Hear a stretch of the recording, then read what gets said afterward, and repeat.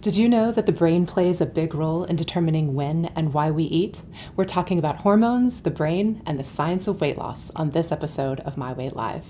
Welcome everybody. Endocrinologist Dr. Domenica Rubino from the Washington Center for Weight Management is here with us tonight sharing how our bodies work when it comes to weight loss and how she helps patients reach their best weight and their best health. Dr. Rubino, thanks so much for joining us tonight. Thank you, Ainsley. I'm glad to be here. So let's start off by talking about the basics of how our brain affects our weight. What role does the brain play when it comes to when and why we eat? So primarily the brain is getting what we call hormonal signals. These are chemical signals that come from our bodies and relaying the information, the state of energy. You know, are we hungry? Acutely, what we would call right away, do we need to eat right away? But also chronically, what are our stores and fuel, and what do we need to do long term? So it's responding to both of those signals. So what happens when we lose weight? Do the hormones change, and how so? Yeah, so what's important to understand is when we lose weight, our brain doesn't say, hey, that's great, you know, blood sugar's better, my blood pressure's better, these things are better. No, the brain doesn't say that. The brain says, Mayday. All of a sudden, we have less energy than we used to. So it's really important to understand that the brain interprets it as a matter of survival. So we are engineered to hold on to as much energy as possible so we survive. So what happens is the body starts to burn less, so our metabolism is lowered. Also, hormones that come from the gut and from the fat cells are telling the brain to eat more. We're hungry, so people are hungrier. People also, many start having cravings. They start thinking about food where they weren't thinking about it before. And in fact, they have PET scans that show after losing weight or being on a calorie deprivation, your brain starts lighting up even with parts of your brain that want certain foods that maybe you never even thought of before. So your brain knows exactly what has the most calories and it goes for it. So this is the problem, right? So we have to understand those differences. Folks, we do this show every month and we want to make sure you never miss an episode. Text the word WAIT to 404-737-0767 and we'll send a short text message to you when we go live. So you'll get all the great information from the interviews we do with physicians, dietitians, and psychologists about reaching a healthier weight. So Dr. Rubino, when we talk about the brain controlling when and why we eat, I think it can be easy to confuse that with the idea that this is just a matter of willpower. We just need to have more willpower. Why is that not the right way to think about it? Well, first of all, it's just silly. Because, I mean, really, our behavior does come from our brain. I mean, that actually drives a lot. But besides this question of willpower, what happens is this is very strong physiology. This is survival of the body. And the body gets to a new state, whatever that new weight is, and your body's going to really hold on to that. And I think most people who have struggled with know that. They were a certain weight when they were 20. They got married, and then maybe they gained some weight, and then they kind of stayed at that weight for a while. Something happened, they had, you know, their job changed, they weren't exercising as much, something was different, then they're at this weight for a while. And they know they can stay at that weight for quite some time. They try to push it down, and then typically they go up to this next weight, and then a little bit, right? And what you're seeing is the physiology, the body trying to say this last weight was a good weight. It is hard for people to understand that. So you can try with willpower, but people have been trying with willpower forever. And actually, no matter what your good intentions are, you really can't control physiology. I mean, like one of my colleagues, she always likes to tell people, okay, well, what if I just tell you to ovulate? And we don't have control over our blood. We can't say to our blood sugar, okay, just go into the normal range. Or our sleep apnea, okay, just clear, let me get some good oxygen tonight. We don't do that with other diseases and conditions. And for some reason, we have all this stigma associated with obesity that somehow we think that it's all in our head. It's in our head, it's in the brain, controlling this physiology, but it's not something that we can will our way to happen. Well, I'm so glad you said that because I do think this whole willpower myth or just, you know, eat less and move more, you just need to work harder, contributes to a lot of the stigma that people feel around weight. That's right. Talk about why someone watching at home who might feel like my weight is my fault, that's just not a reflection of the true situation. So first of all, this concept of it purely being willpower and you can make all these happen is stigmatizing. Yes. And it's shaming, and then what ends up happening is that people internalize that shame. It doesn't help I can tell you right now, if you have a family member or a spouse or somebody and you're worried about their weight, telling them and reminding them to lose weight all the time doesn't help because it hurts, it's painful, that shame is internalized, and it actually has been shown to aggravate certain stress hormones and things that actually are just going to aggravate the weight situation. And I think it's really, really important to understand that. I think if someone tells you it's just about diet and exercise and you just need to push yourself away from the table or stop eating or just go run a mile or 2 miles every day, then they don't know what they're talking about. Fundamentally, it's not about willpower, it's about physiology. It's a physiology that is set into motion once we've gained some weight, and when we try to lose weight, the body fights back, and then we regain and we regain more. And probably most people who have actually struggled with this have had that experience.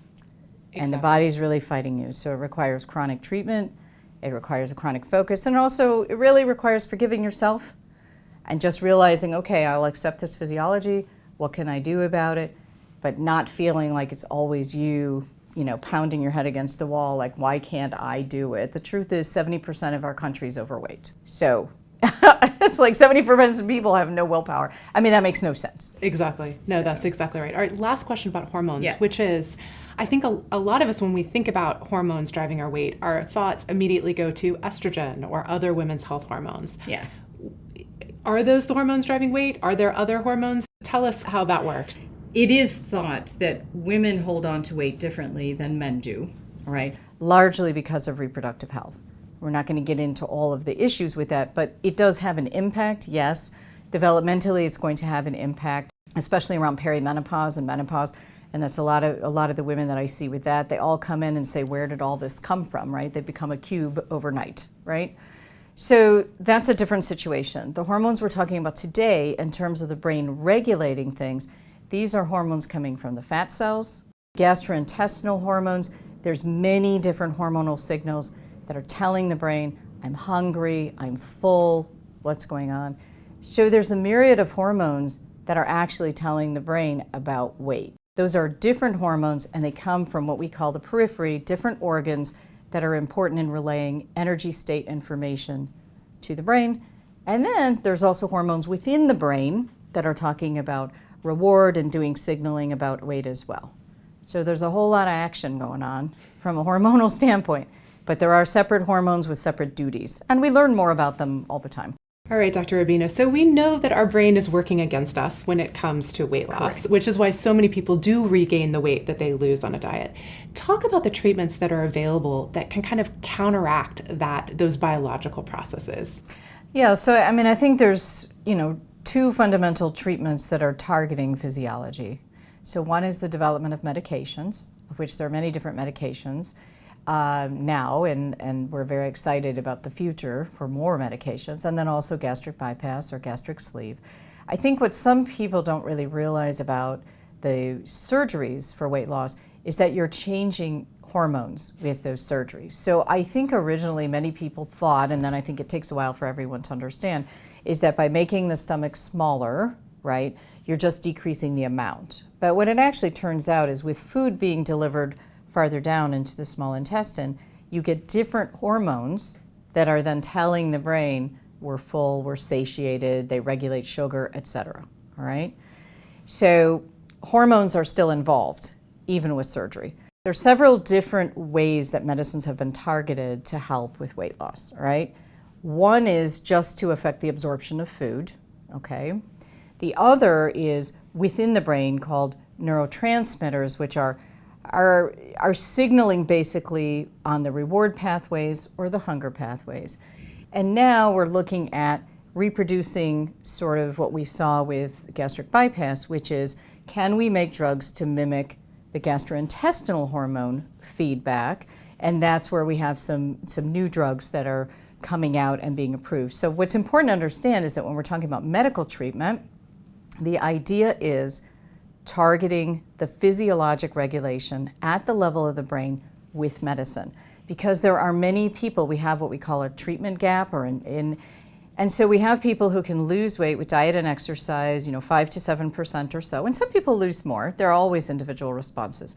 And then people who lose with surgery, who might lose 25%, 30%, 35%. And then we have everything in between. So the idea has been to actually target physiology with medicine to see if we can narrow that treatment gap and provide more help to other people. I would like to introduce you folks to Lisa Robillard, a very special lady. Let's hear her story. I have been struggling with my weight since I was about 10 years old. In my early 20s, I lost a large amount of weight on a commercial diet plan, and that was because I was getting married. That marriage didn't last, nor did the weight loss. So I gained back everything I lost and then some, and that continued to start the up and down, losing, gaining, gaining more. For so long, I believed it was my fault. I believed that I was doing something wrong.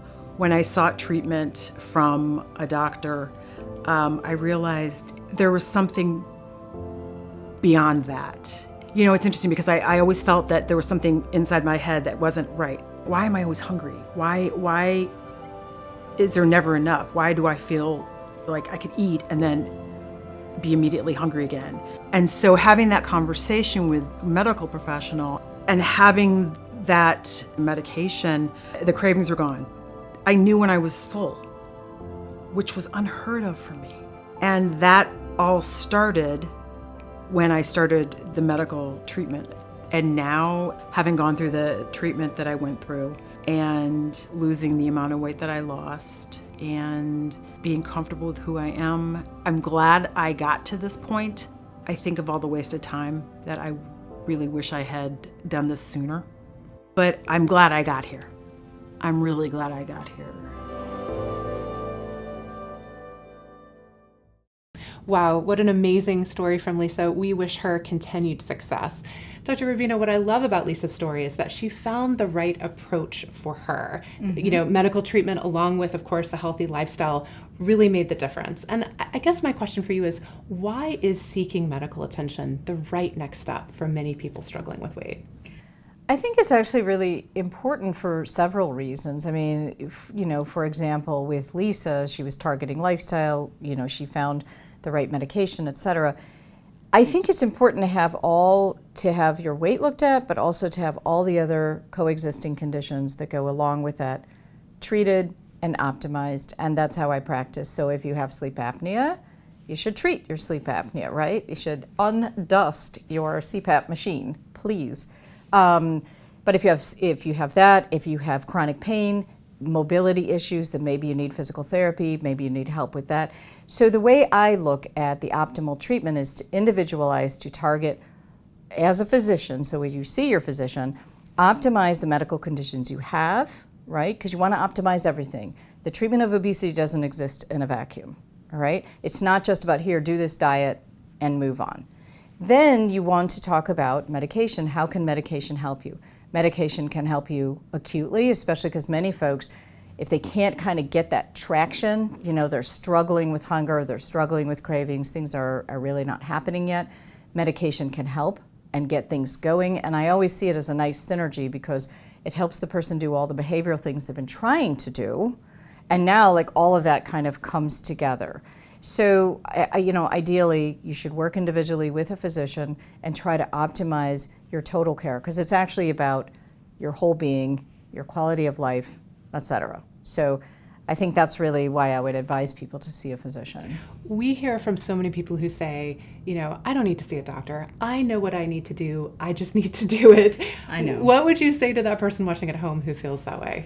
First of all, I think medicine can help if what you say is, I'm having trouble doing it, right? It comes back to the willpower question, right?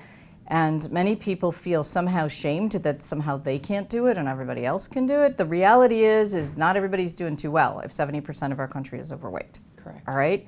And it's often very difficult to actually do it. So for my patients who are 50 pounds, 80 pounds, 100 pounds overweight, you're not going to say, well, go out and just go walk for half an hour. Many can't because of osteoarthritis or back pain or something like that. So what I would say is what is actually quite helpful is either getting some additional support or even thinking about medicine to help kind of bring all those things together. So then you can start to lose weight, and really is like getting traction, and then all of a sudden it's like, oh, I can do this, and the whole thing starts to come together, because now with medicine you've actually targeted the physiology that's been fighting you this whole time, where you don't see the, you don't see the fruits of your labor because of it. But then when the things come together, it really is optimal for people. I think also some people don't realize that a doctor can help you do those things you need to do. That's correct. I mean, for example, on your staff, you have a psychologist. I mean, you're looking at all the different behaviors that someone needs. Yeah, so we have a psychologist, we have dietitian, we have an exercise physiologist. So we're really looking at all aspects for a given individual. It's important to have that conversation. I mean, sometimes doctors are afraid to initiate a conversation because they're afraid that maybe the person will think that they're judging them or something like that.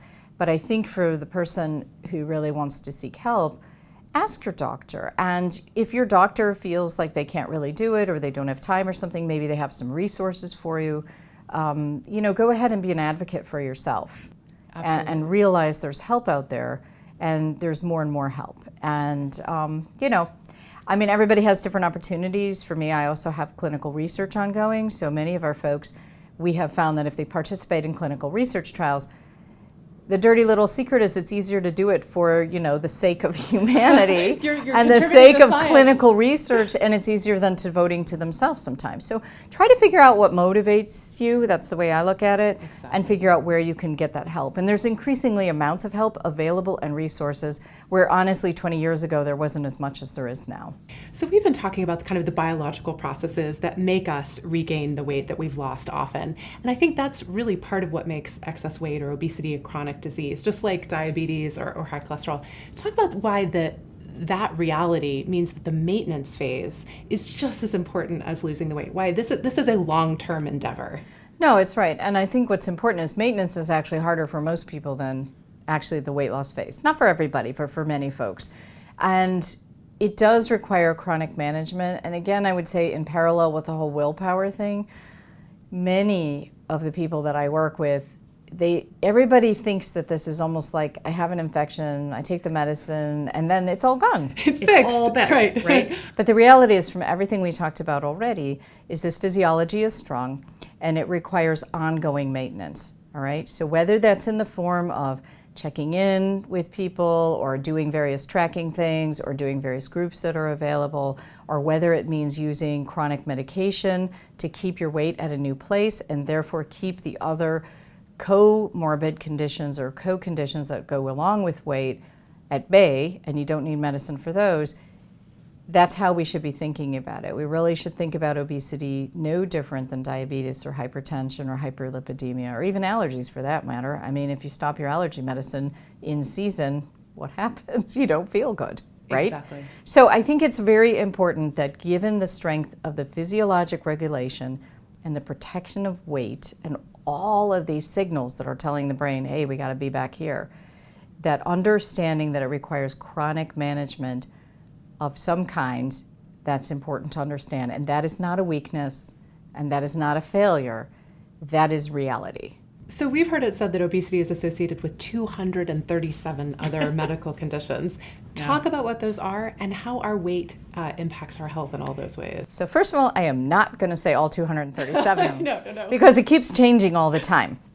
But I think what's important to understand is that, so you can break it down into different categories, right? So in one level, it does impact metabolic systems, cardiometabolic systems. So it increases your risk of heart disease, it increases your risk of hypertension or high cholesterol, and it increases your risk of diabetes, right? And many folks have pre-diabetes, but actually they don't even realize it. And it is really important, I will say this to the audience, please, if you have pre-diabetes or your doctor has told you you're borderline, find out what those numbers are and treat it. Because 4 to 9% of people per year with prediabetes go on to develop diabetes. And it actually is very important because it's completely underdiagnosed, all right? So anyway, we have these cardiometabolic, diabetes, insulin issues. But then we have things like polycystic ovary disease, we have irregular periods for women, we have, fibroids. There are various cancers now that we know. There's multiple cancers that are associated with obesity. We have a lot of chronic GI type things like reflux and Barrett's esophagus, which can go on to cancer. We also have mechanical things, right? So we have sleep apnea. For women, we have urinary incontinence. That's a problem. You can see it with men too, but primarily with women as well. We see osteoarthritis, which in and of itself, knees, feet pain, hips, etc., and weight loss helps that because it helps our mobility.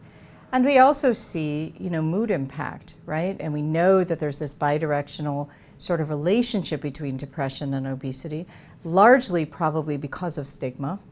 And oftentimes we do see undiagnosed anxiety. Mood is really important to look at as well. So, when we just break it down to sort of, mechanical, mood, metabolic, and you start from there, there's a lot of things that are impacted by excess weight. Dr. Rubino, thank you so much for joining us tonight. This has been an absolute pleasure and privilege. So glad I could help. I hope everyone at home enjoyed it as much as I did and that you learned as much as I did. And we'd like to thank Novo Nordisk for their support of this program. Novo Nordisk is not responsible for the content of the show, nor have they influenced it in any way. I'd like to encourage you to visit truthaboutweight.com to learn more about the science of weight loss. We'll be back with you for another show in a few weeks. I can't wait to see you then. Don't forget to send a text message to 404-737-0767 if you'd like to get alerted when the show starts so you can join in the conversation in the comments. Until then, please take good care and good night.